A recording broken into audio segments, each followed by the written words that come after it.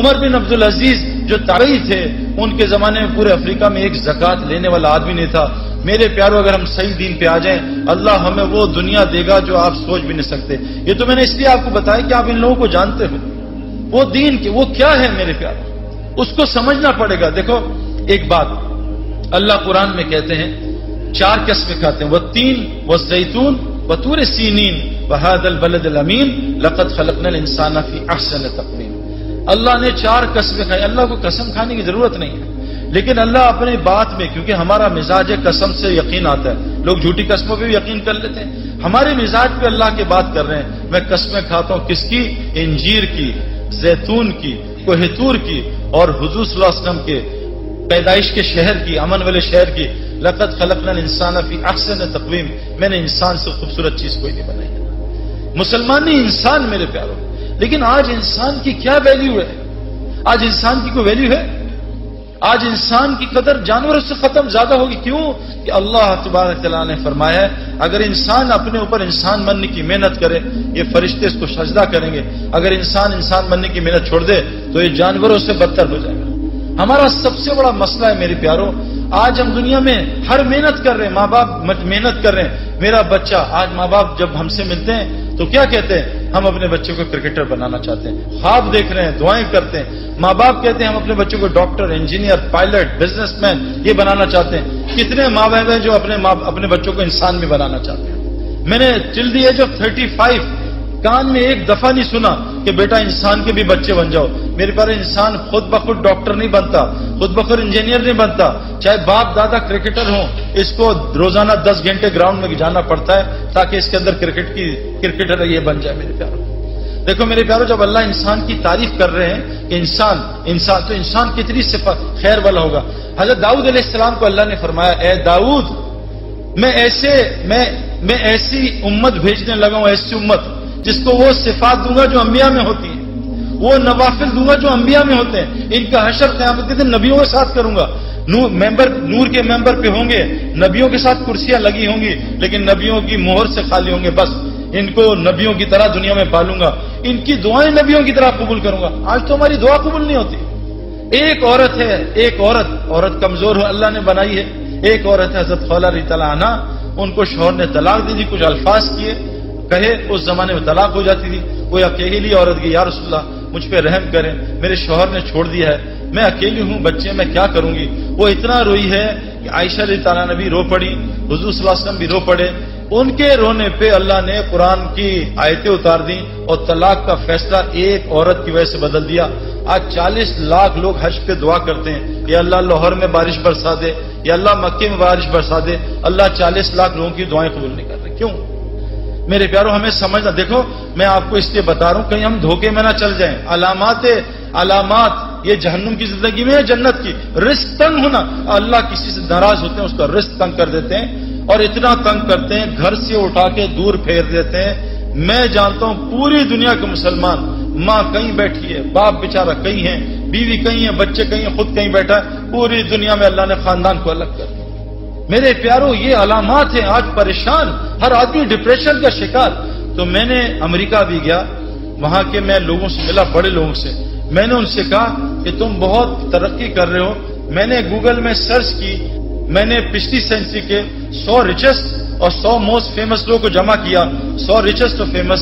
جب میں نے ان کا اینڈ دیکھا تو وہ 3 طریقوں سے مرے، وہ ڈپریشن سے مرے، وہ ڈرگس کے اوور ڈوز سے مرے، یا انہوں نے خودکشیاں کی ہیں۔ میں نے چوتھا اینڈ نہیں دیکھا۔ یہ ہے کامیابی میرے پیاروں، وہ جو ٹیمپرری کامیابی ملتی ہے شادی کر کے 6 مہینے کی، بہت خوش میاں بیوی، یہ ہنی مون، یہ شاپنگ، اور 6 مہینے کے بعد وہ کل دونوں کہتے ہیں شادی ہم نے کیوں کر لی؟ آج پوری دنیا طلاقوں سے بھری ہوئی ہے۔ سب سے پہلا رشتہ اسلام کا حضرت آدم کا اور علیہ السلام اما حوا کا سب سے پہلا رشتہ جس سے نسلیں چلتی ہیں۔ آج دنیا میں طلاقیں، میں آپ کو کیا بتاؤں، ایک ملک میں نام نہیں لوں گا، آپ ریکارڈ کر رہے ہو، 90% طلاقوں کا ریٹ ہے میرے پیاروں۔ ہر گھر میں لڑائی۔ میرا تو آپ سے تو ابھی بات کروں، میرا تو انٹریکشن لوگوں سے بہت ہے۔ اب تو 7-8 گھنٹے لوگوں سے ملتے ہیں، ٹائم نہیں ہوتا اپنی بیوی کو دینے کے لیے، ٹائم نہیں ہوتا میں اپنے بچے کو مشکل اثر سے مغرب ٹائم دے پاتا ہوں، نہیں دے سکتا، کسی نے یہاں بلا لیا، کسی نے یہاں بلا لیا، لوگ خودکشیاں کر رہے ہیں۔ اور اللہ نے ہمیں جہنم کی زندگی سے نکالا ہے. ایک بات ایک اور سنا دوں، یاد آ گئی. اللہ تعالیٰ قرآن میں کہتے ہیں وَفِي السَّمَاءِ رِزْقُكُمْ وَمَا تُوعَدُونَ. رزق میرے پیاروں صرف روٹی کو نہیں کہتے، رزق ہماری دنیا کی جتنی ضروریات ہیں اس کو رزق کہتے ہیں. اللہ قرآن میں کہہ رہے ہیں وَفِي السَّمَاءِ رِزْقُكُمْ وَمَا تُوعَدُونَ. تمہارا رزق جس سے وعدہ کیا آسمانوں میں ہے. میں نے 1989 میں غلطی کر کے نادانی میں، بے وقوفی میں نے 14ویں چاند کا جو رات کا چاند ہے میں نے آسمان میں دیکھا. میں نے دیکھا کیا چاند ہے اتنا بڑا. میں پانی کے پاس کھڑا تھا تالاب میں نے وہاں بھی دیکھا نیچے بھی. میں کہا وہاں تو ایسے ہی ہے، نیچے چاند ہے. میں نے ڈبکی ماری وہ چاند کے شیڈو میں نے ڈبکی ماری.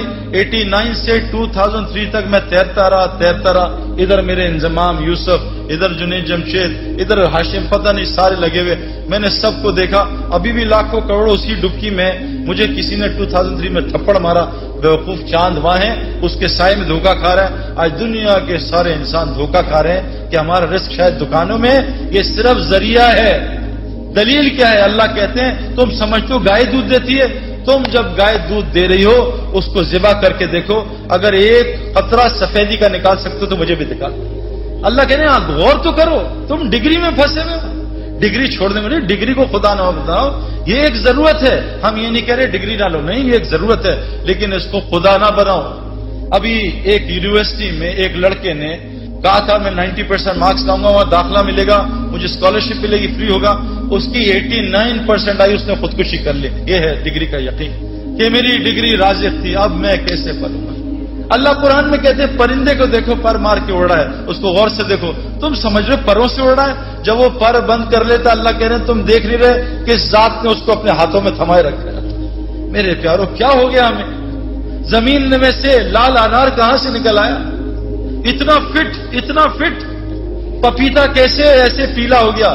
آپ فجی جاؤ ابھی ہو گیا ہے لال پپیتا اتنا میٹھا کہ ہمارے پتلے دبلے آدمی کو پپیتا کھا کے شوگر ہو گئی. میرے پیار اتنا پپیتا کھایا.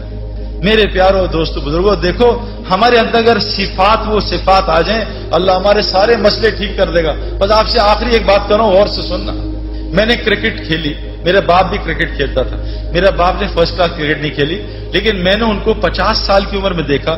ہم کرکٹ میچ کھیل رہے تھے، 2 گراؤنڈز اکٹھی کھیل رہی تھی. 2 گراؤنڈز بڑی فل کرکٹ گراؤنڈ. میچ ہو رہا تھا تو میرے والد صاحب ہم آؤٹ ہو گئے.